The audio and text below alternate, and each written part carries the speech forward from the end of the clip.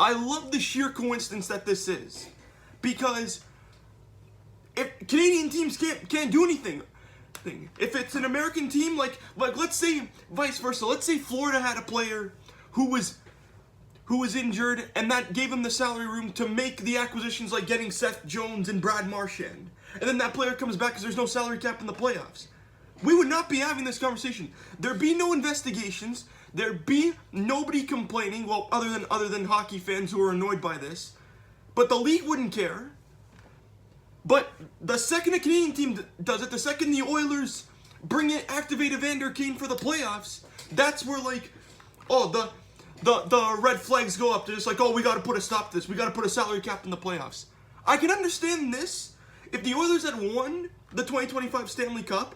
I can understand the reason that the league wants to finally just make a salary cap in the playoffs, because this is the third time that it's happened. But unlike Chicago in 2015 and unlike Tampa in 2021, Edmonton didn't win the Stanley Cup. But this is just ridiculous that when a Canadian team does something that American teams have done in the past, that's where the league takes notice. That's where they search and investigate and do all that stuff. It's ridiculous to me. That's just like, I know the whole Gary Bettman curse is still in, and this just supports that. It's ridiculous. Justice for Canada. That is not fair.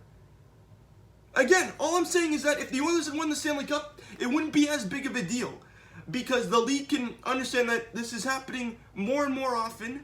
But I'm telling you right now, if this had happened with Florida, nothing would have happened. I'm saying right now, unless the league got a huge complaint from fans across the entire league, not just in Canada, but in the States, then they might have a salary cap for the playoffs still. But if this happened with Florida, immediately they would not take notice. That is ridiculous. Justice for Canada.